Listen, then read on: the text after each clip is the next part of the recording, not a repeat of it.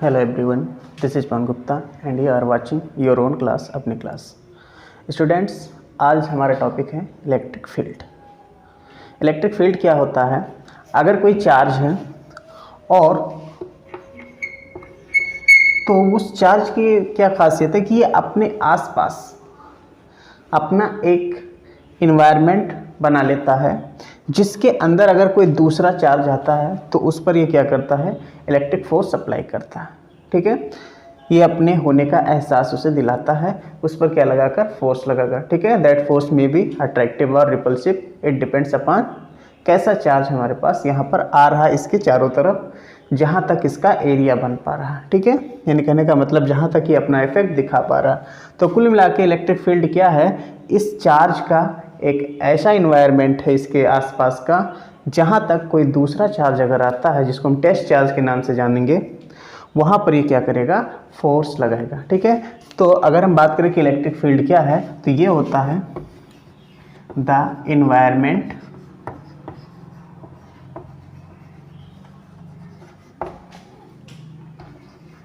of a charge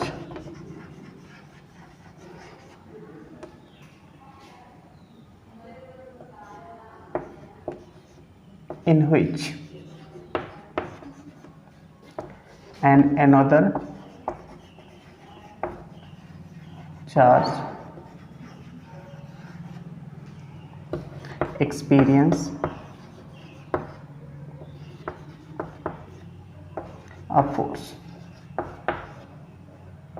ठीक है, तो इलेक्ट्रिक फील्ड क्या है, वो इन्वायरमेंट है जहाँ पर कोई चार्ज अगर है उसमें आएगा तो क्या करेगा, उसमें ये जो पहले से चार्ज रखा है, जिसको हम नाम देंगे सोर्स के रूप में, ये क्या करेगा, उस पर फोर्स लगाएगा दूसरे चार्ज पर, जिसको हम नाम दे देते हैं क्या, टेस्ट चार्ज। ठीक है, जैसे ये कोई क्यू चार्ज है तो ये क्या करेगा, अपने आसपास एक इन्वायरमेंट क्रिएट करेगा, जिसमें अगर कोई दूसरा चार्ज अगर मान लीजिए यहाँ पर क्यू नॉट लेकर आएंगे तो इस पर क्या करेगा, ये फोर्स लगाएगा। ठीक है, और इसके चारों तरफ का जो इन्वायरमेंट है, इसी को हम क्या बोलेंगे, इस चार्ज का इलेक्ट्रिक फील्ड। ठीक है, मतलब कहाँ तक इस चार्ज का इलाका है। फिर आती ये फील्ड होगा कितना, तो देखो ये डिपेंड करता है किस पॉइंट पर हम निकाल रहे हैं इस चार्ज की वजह से फील्ड, तो उसका नाम रखा गया है intensity. So intensity of electric field. तो इंटेंसिटी ऑफ इलेक्ट्रिक फील्ड क्या होता है, एक्चुअल में अगर हमें मेजर करना कि कितना फील्ड है, तो हम इसको कैसे पता करते हैं, ये पता करने का तरीका है कि हम फोर्स पता कर ले कि जो टेस्ट चार्ज आएगा उस पर कितना फोर्स लगेगा। तो अब टेस्ट चार्ज भी तो कम ज़्यादा कुछ भी हो सकता है, तो उसके लिए हम उसको अमाउंट को फिक्स कर देते हैं कि यूनिट चार्ज। ठीक है, कि अगर हम किसी इलेक्ट्रिक फील्ड में एक यूनिट चार्ज को लाते हैं, रखते हैं, तो उस यूनिट चार्ज पर कितना फोर्स लगेगा, that force will be considered as intensity of electric field at that point. ठीक है, तो ये क्या हो जाएगा, ये होगा force per unit test charge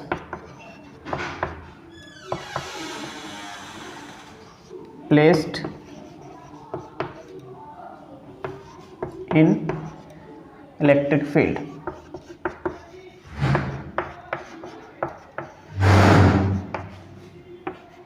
is called electric field intensity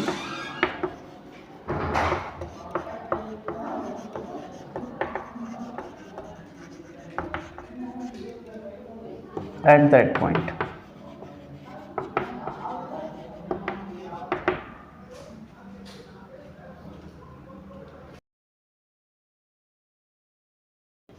तो इलेक्ट्रिक फील्ड इंटेंसिटी को हम ई से डिनोट करते हैं, और ई कैसे हो जाएगा, एक वेक्टर क्वांटिटी होगी ये, और ये होगा एफ बाई क्यू नॉट। ठीक है, यहाँ क्यू नॉट क्या है, टेस्ट चार्ज, ध्यान रखेंगे। इसका यूनिट क्या होगा, unit of electric field intensity, तो फोर्स की यूनिट न्यूटन और चार्ज की यूनिट कूलम। सो न्यूटन पर coulomb is the unit of electric field intensity. फिर आता डायमेंशन, क्या होगा इसका, तो इसका डायमेंशन होगा, देखो फोर्स का डायमेंशन mL/-2 होता है और कूलम का होता है AT। तो सबको एक साथ मिला देंगे तो क्या बन जाएगा, mL/-2 और एक ऊपर और आ जाएगा, -3 हो जाएगा, A⁻⁻1। अब बात आती है कि अगर हमें किसी पॉइंट चार्ज की वजह से किसी पॉइंट पर निकालना है इलेक्ट्रिक फील्ड तो क्या होगा, show electric field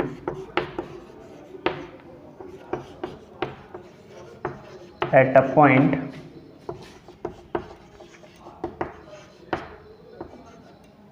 due to a point charge.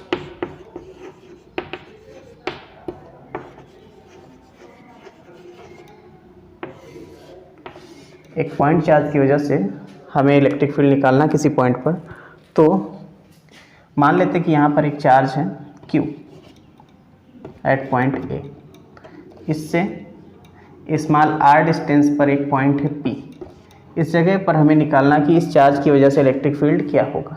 तो क्या करें, इसके लिए हमको एक टेस्ट चार्ज रखना पड़ेगा Q0। ये टेस्ट चार्ज है, ध्यान रखना, दिस इज टेस्ट चार्ज। और ये Q जो है ये सोर्स है जिसकी वजह से हमें फील्ड निकालना है। तो जैसे रखेंगे तो इन पर एक फोर्स लगेगा,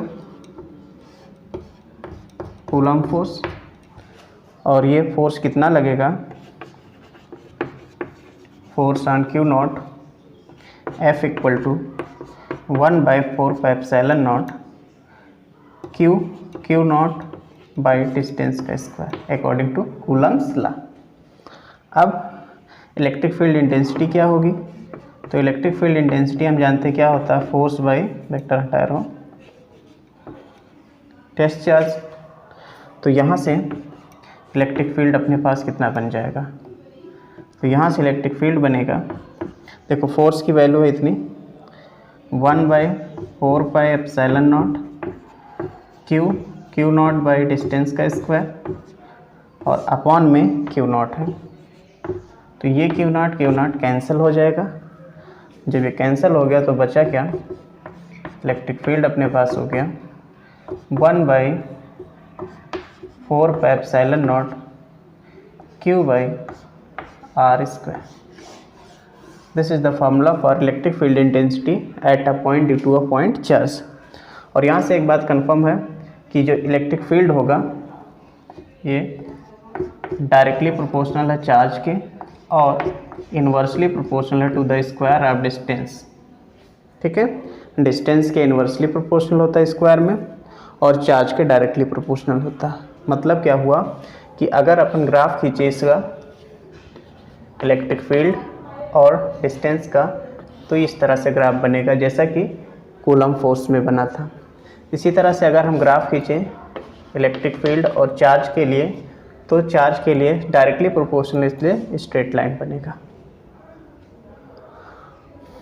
फिर बात आती है डायरेक्शन की। तो डायरेक्शन हमेशा ध्यान रखें, इलेक्ट्रिक फील्ड इंटेंसिटी का जो डायरेक्शन होता है वो फोर्स के डायरेक्शन में ही होता है।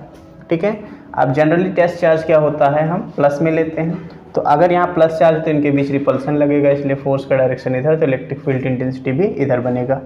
अगर यहाँ माइनस टेस्ट चार्ज लाते तो अट्रैक्शन बनता, तो फोर्स इधर बन जाता। तो हमें सिंपली ध्यान क्या रखना है कि अगर यहाँ पर आपने प्लस चार्ज लिया है तो इसकी वजह से इस पॉइंट P पर इलेक्ट्रिक फील्ड इधर बनेगा, और अगर आपने माइनस चार्ज लिया है तो इसकी वजह से यहाँ पर इलेक्ट्रिक फील्ड जो बनेगा इस डायरेक्शन में बनेगा। ठीक है, प्लस चार्ज के लिए चार्ज से अवे होता है डायरेक्टेड इलेक्ट्रिक फील्ड, और अगर माइनस चार्ज है तो उसकी ओर अट्रैक्ट, यानी कि उसकी ओर डायरेक्टेड होता है electric field intensity. I hope आपको क्लियर होगी यहाँ तक बातें।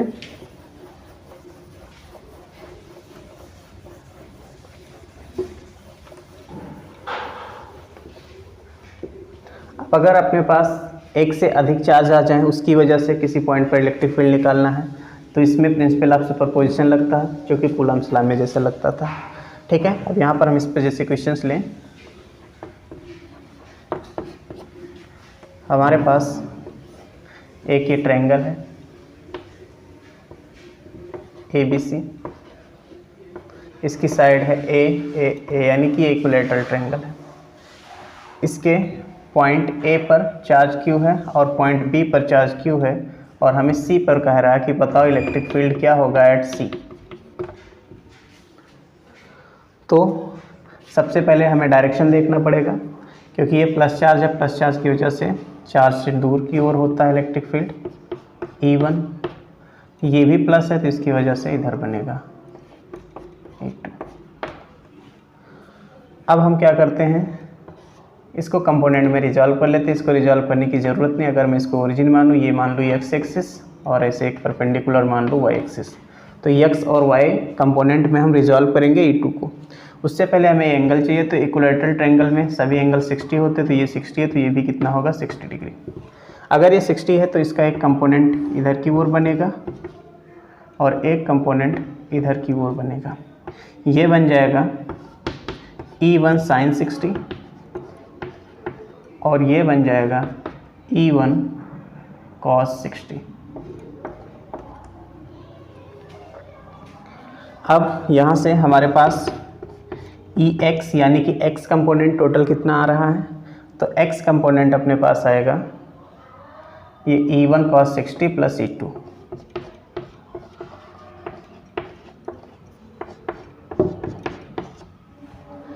चाहो तो इनकी वैल्यू लिख लो। EX अपने पास बन गया E1, इसके लिए अभी पॉइंट चार्ज के लिए फार्मूला पड़ा है 1/4πε0, इधर लिख देता हूँ। अगर E1 निकालेंगे, E1 किसकी वजह से है, इस चार्ज की वजह से, तो इसकी वजह से 1/4πε0 Q/r²। r की जगह यहाँ a है, क्योंकि इस पॉइंट की इस चार्ज से दूरी कितनी है a। फिर E2 निकालेंगे, E2 इधर की ओर है, इसमें भी चार्ज सेम है, डिस्टेंस भी सेम है, ठीक है। E1 और E2 दोनों इक्वल हैं। यहाँ से पता है कि E1 और E2 दोनों आपस में कैसे इक्वल है, इसको मान लिया जाए E डैश। तो डायरेक्ट E1 E2 इक्वल है, E डैश लिख लिया। cos 60 की वैल्यू 1/2 प्लस E2 भी E डैश ही है, तो इसमें से E डैश कॉमन कर लेंगे। EX अपने पास आ जाएगा E डैश 1/2 प्लस 1, 2 1 जा 2 प्लस 1 3, इसको लिख दो 3/2। अच्छा, अब Y कंपोनेंट निकाला जाए इसका, तो Y कंपोनेंट क्या बनेगा, ये केवल है E1 sin 60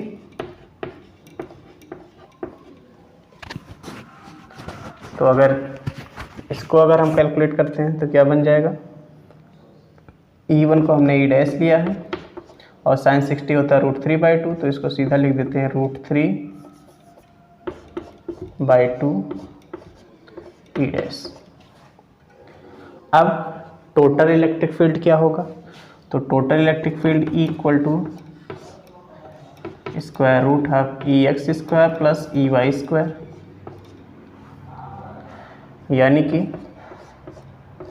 EX अपने पास ये है 3 का स्क्वायर 9, 2 का स्क्वायर 4, E डैश का स्क्वायर प्लस यहाँ 3/4 E डैश का स्क्वायर। तो E कितना बन जाएगा, देखो ये दोनों सेम लिखे, 9 + 3 12, 12/4, 12/4 E डैश का स्क्वायर।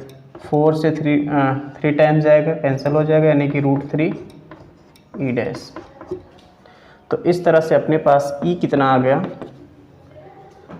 √3 × 1/4πε0, ये E डैश की वैल्यू यहाँ लिख रहे हैं, दोनों सेम है, Q/a²। ये बन गया। इसको चाहो तो ये भी लिख सकते हो, देखो 1/4πε0 की वैल्यू होती है 9 × 10⁹ न्यूटन मीटर स्क्वायर पर कूलम स्क्वायर। तो अगर ये रख देते हैं तो हमारे पास E कितना आ जाएगा, 9 × 10⁹ साथ में √3 है तो 9√3 लिख देता हूँ मैं इसको, q/a²। ठीक है, इलेक्ट्रिक फील्ड आ गया। अब डायरेक्शन निकालना है, तो डायरेक्शन निकालने के लिए देखो E1 और E2 इनकी हेल्प से एक पैरेललोग्राम बनाएंगे। This will be electric field. मान लीजिए एंगल अल्फ़ा बना रहा है, तो tan अल्फ़ा इक्वल टू बनेगा EY/EX।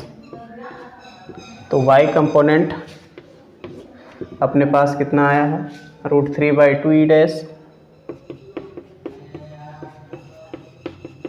और x कंपोनेंट कितना है, 3/2e'। तो e' कैंसल, 2 से 2 कैंसल, तो tan अल्फ़ा बनने वाला है √3/3 यानी कि 1/√3 रैशनलाइज करके। ठीक है, तो यहाँ से tan 30 की वैल्यू ये होती है, मतलब कि अल्फ़ा अपने पास कितना आ गया, 30 डिग्री। तो रिजल्टेंट जो इसका है इक्वल टू √3/4πε0 q/a², और इसका डायरेक्शन है यानी कि E2 से कितना एंगल बना रहा है, 30 डिग्री पर। और भी लेते हैं क्वेश्चंस।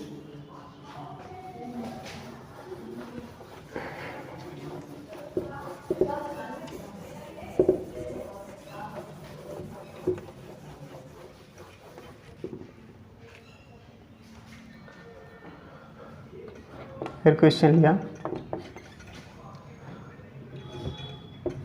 एक स्क्वायर है,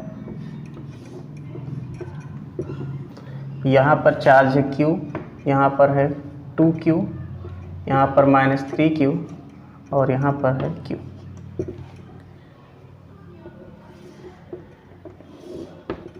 इसकी साइड है A, यहाँ पर पॉइंट O है। हमें इस पॉइंट O पर बताना इलेक्ट्रिक फील्ड क्या होगा, E@O कितना होगा। तो सबसे पहले इस पॉइंट पर सभी चार्ज की वजह से इलेक्ट्रिक फील्ड का डायरेक्शन डिसाइड कर लें। अगर हम इसकी वजह से बात करेंगे तो प्लस की है, तो इधर बाहर की ओर होगा E1। फिर अगर हम इसकी वजह से बात करेंगे तो इधर बनेगा E2। अगर इसकी वजह से बात करेंगे इधर बनने वाला है E3, लेकिन इसकी वजह से माइनस है तो ये इधर ही बनने वाला है E4। सारे डायरेक्शंस बन गए। तो अब इन्हें सॉल्व करने के लिए हमें इनको कंपोनेंट में रिजॉल्व करना होगा ताकि हम इनको सॉल्व कर सकें आसानी से। तो देखते हैं क्या बनने वाला है, ध्यान से देखें। ये एक इधर है, एक इधर है, this is E2 and this is E3। और यहाँ पर मैं ऐसे x एक्सिस क्रिएट करता हूँ और ये y एक्सिस। E1 और E4 सेम डायरेक्शन में है, ऐसे E1 भी है और E4 भी है।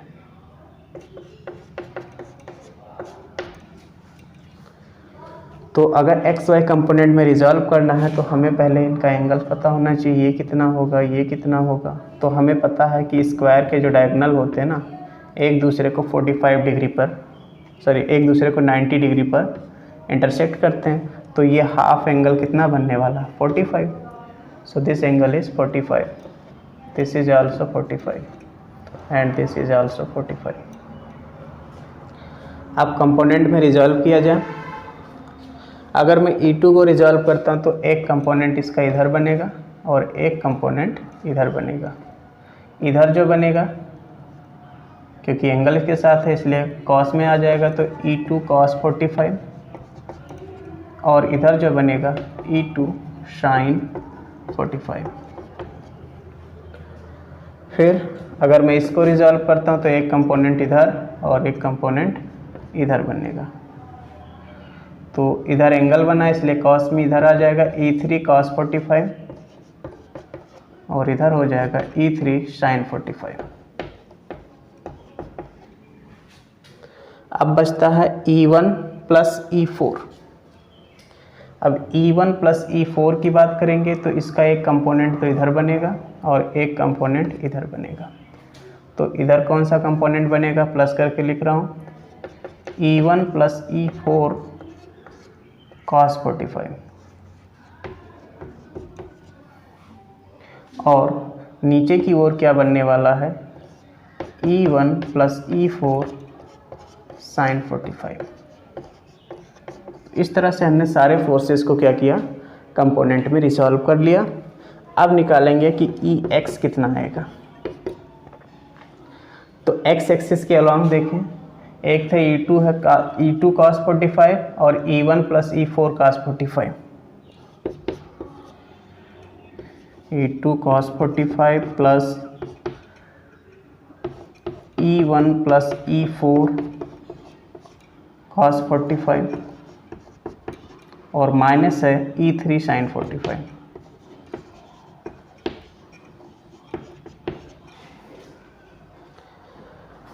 cos 45 1/√2 होता और sin 45 भी 1/√2 होता, तो मैं 1/√2 को सीधा बाहर लिख देता हूँ। ये बनेगा E2 plus E1 plus E4 minus E3, this is Ex। अच्छा, ये वैल्यूज़ कितनी होंगी, तो पहली बात ज़रा ध्यान दें, E1 E2 E3 E4 सारी वैल्यूज़ इक्वल होने वाली हैं। क्यों? क्योंकि डिस्टेंस नहीं, सॉरी, यहाँ पर चार्जेस डिफरेंट हैं, तो इसका दोनों का तो इक्वल बनेगा लेकिन इन दोनों का डिफरेंट हो जाएगा। तो E1 कितना आएगा, E1 जो अपने पास आएगा, E1 किसकी वजह से, इस चार्ज की वजह से है। ये डिस्टेंस कितना होगा, चलो जो भी होगा मैं इसको R मान लेता हूँ। तो E1 बनेगा KQ/R², और इतना ही बनने वाला इसकी वजह से ये जो E2 है, E1 और E2 इक्वल होंगे। अब E3 और E4 की बात करें, E3 जो है इसकी वजह से है, तो ये बन जाएगा K इंटू चार्ज है 2Q/R², और E4 कितना बन जाएगा, E4 जो है ये वाला इसकी वजह से -3Q की वजह से, तो K इंटू 3Q/R²। ये E1 E2 E3 और E4 आ गए। इन सब की वैल्यू इसमें रख लिया जाए तो क्या बनेगा, ये बन जाएगा 1/√2। E2 कितना है, E1 E2 KQ/R², E1 भी कितना है, KQ/R² लिखते जाते हैं, KQ/R² plus KQ/R² plus E4 है 3 इंटू KQ/R² और माइनस E3 है 2KQ/R²। तो x कंपोनेंट अपने पास निकल कर आएगा कितना, देखो यहाँ से 2 ये दोनों हट गए, सिर्फ 3KQ/R², तो कुल मिला के बना 3/√2 KQ/R²। This is x component, ये x निकल कर आया। अब निकालेंगे y कंपोनेंट को।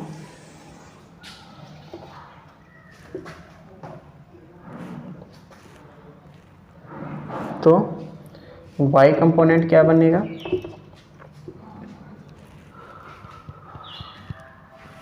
y कंपोनेंट होता है अपने पास, y एक्सिस के अलॉन्ग देखेंगे, ये एक ऊपर जा रहा है E2 sin 45,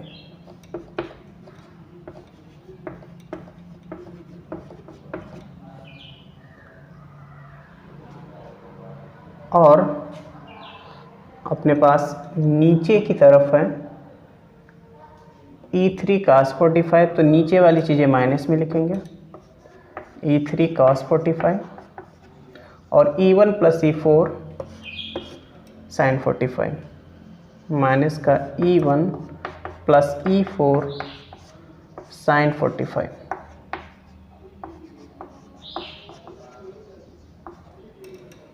ठीक है, तो ऊपर मुझे थोड़ा इरेज करना पड़ेगा।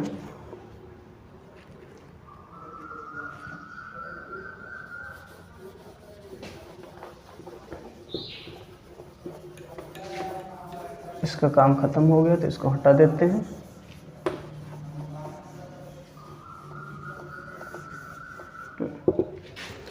तो ई वाई क्या बन जाएगा, देखो साइन 45 1/√2 होता, कास 45 भी 1/√2 होता, तो उसको बाहर कर दो। बचेगा क्या, E2 minus E3 minus E1 minus E4, ये है। अच्छा, इसमें वैल्यू रखनी पड़ेगी E1 E2 E3 E4 की। E2 था KQ/R², E3 तीसरा वाला था 2 टाइम्स ऑफ KQ/R²,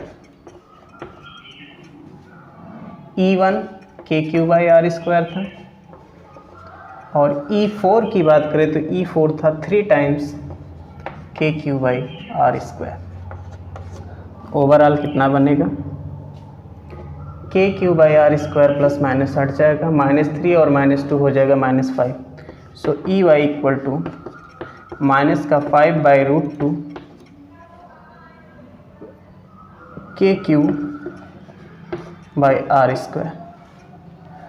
अपने पास EX EY आ गया, तो E कितना होगा, E होता है √2 EX² प्लस EY का स्क्वायर। तो कितना बन जाएगा, इसकी वैल्यू को रख लें। EX अपने पास है 3/√2 KQ/R², और इसका स्क्वायर करेंगे तो 3 का स्क्वायर 9, √2 का स्क्वायर 2 KQ/R² का होल स्क्वायर, प्लस यहाँ 5 का स्क्वायर 25 हो जाएगा, नीचे 4 हो जाएगा, सॉरी 4 नहीं 2 KQ/R² का होल स्क्वायर। तो कितना हो जाएगा, 25 प्लस 9 34/2 यानी कि 17, रूट का 17 KQ/R²। ये E अपने पास आया, जहाँ K कितना है 1/4πε0 Q1 Q2/R², सॉरी Q/R², यानी कि K की वैल्यू रख दो। तो रखने के बाद √17/4πε0 K, हाँ K तो हट गया, सॉरी Q/R²। ये इलेक्ट्रिक फील्ड आ गया अपने पास। डायरेक्शन निकालनी है तो tan अल्फ़ा निकालेंगे। tan अल्फ़ा होता है EY/EX, वो भी मॉड में। तो दोनों को डिवाइड करोगे तो देखो 5 बचेगा 3 बचेगा, तो tan अल्फ़ा बन जाएगा 5/3, अल्फ़ा हो जाएगा tan इनवर्स 5/3। ठीक है, ये डायरेक्शन बता देगा। तो इस तरह से ये भी क्वेश्चन कंप्लीट हो गया अपना।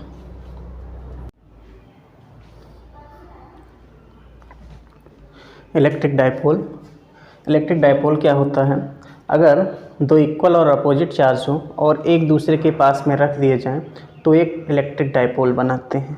ठीक है, क्या कहा, 2 equal and opposite charge placed near to each other form an electric dipole।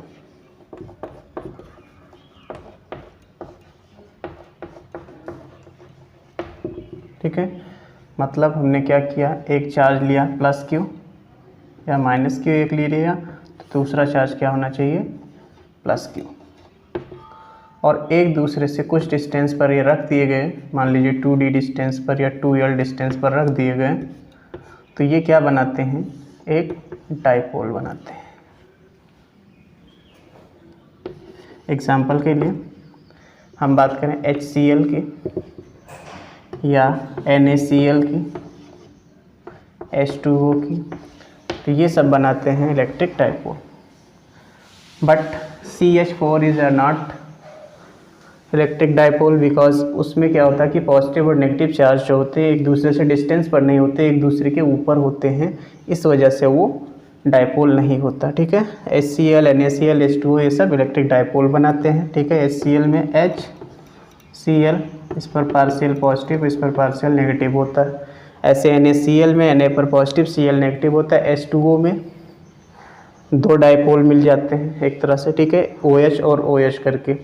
ठीक है, इस तरह से ऐसे इस पर पॉजिटिव होता है, इस पर नेगेटिव होता है, इस तरह से डाइपोल बनाते हैं। अब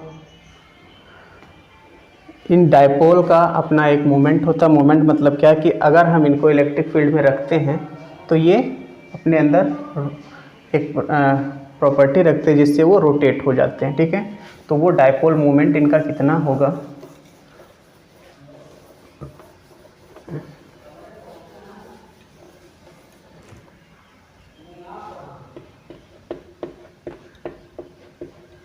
dipole moment.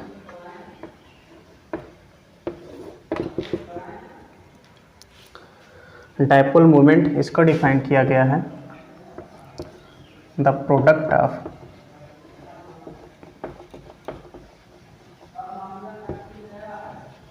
magnitude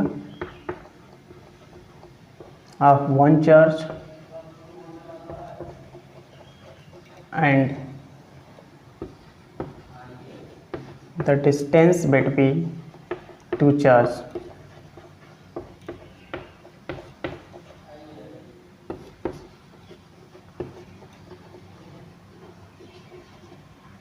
is called dipole moment।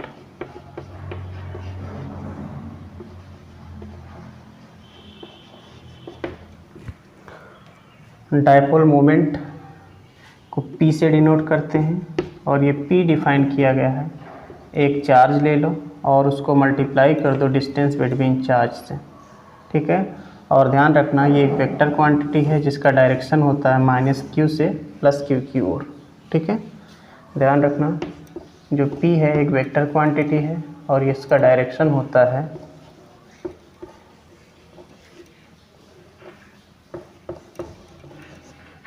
From negative charge to positive charge.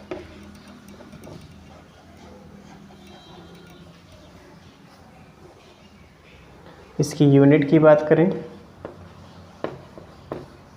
Unit of P, देखो Q का कूलम है और डिस्टेंस का मीटर है तो इसकी यूनिट होती है कूलम मीटर। फिर बात करें डायमेंशन इसका, P का डायमेंशन तो कूलम का 80 होता है, मीटर का L होता है। ठीक है, तो इसको हम क्या लिख सकते हैं, ALT। ठीक है, या इसको ऐसे लिखो सीधा LTA।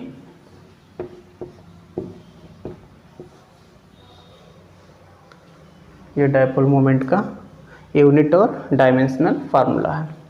नाउ अब हमें इलेक्ट्रिक डाइपोल की वजह से निकालना है electric field.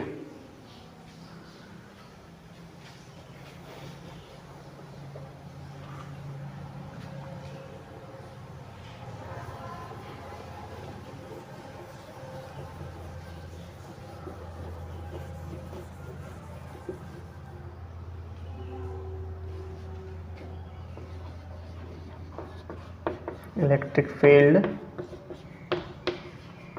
Due to electric dipole.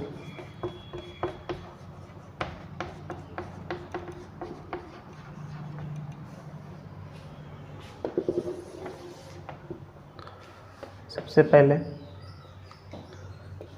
Eight axial position या एक्सियल पॉइंट पर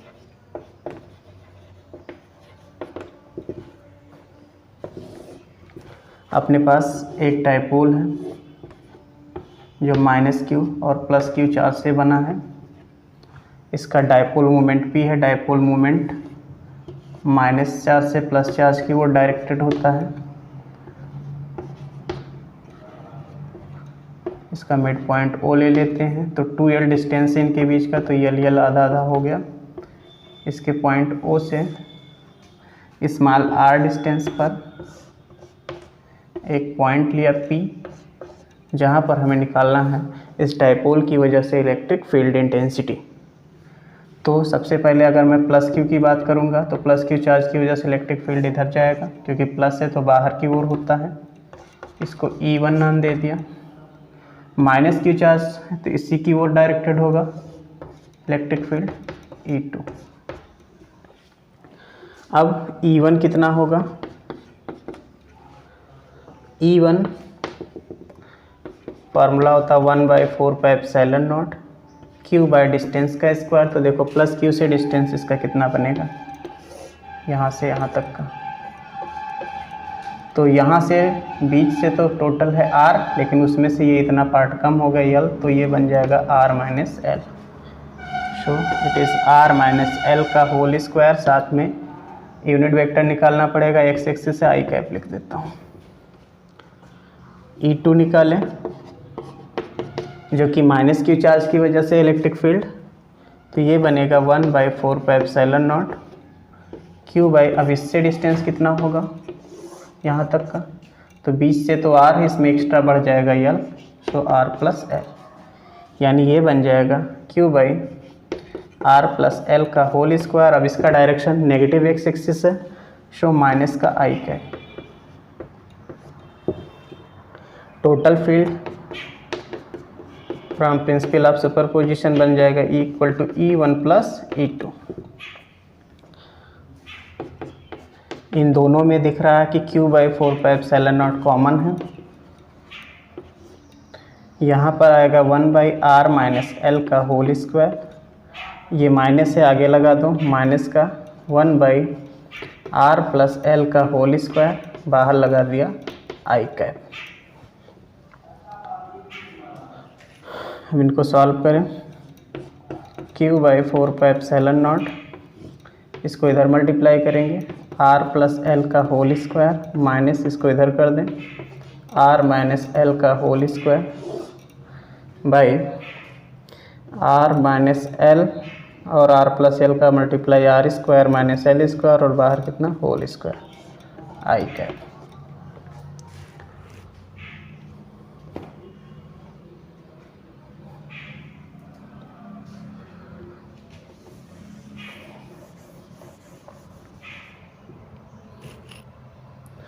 तो कितना बन जाएगा ये Q/4πε0, यहाँ होल स्क्वायर एक्सपेंड करें, R square plus L square plus 2RL minus bracket के अंदर माइनस मल्टीप्लाई भी करते जाएं, R square minus L square plus 2RL, नीचे R square minus L square का whole square, R square L square plus minus cancel, तो E अपने पास बन जाएगा Q/4πε0 2RL प्लस 2RL हो गया 4RL by R square minus L square का whole square, बाहर है आई कैप। यहाँ पर इसको लिखेंगे 1/4πε0, यहाँ पर Q इंटू 2L एक साथ लिखता हूँ, बचा क्या 2 और R बच गया, यानी कि इंटू 2R हो जाएगा 2R, नीचे R square minus L square का होल स्क्वायर आई कैप। क्योंकि हमने पढ़ा कि डायपोल मोमेंट जो होता है P वो होता है Q इंटू 2L, तो इसकी जगह P रख देंगे, तो इलेक्ट्रिक फील्ड कितना बन जाएगा 1/4πε0 2PR by R square minus L square का होल स्क्वायर आई कैप।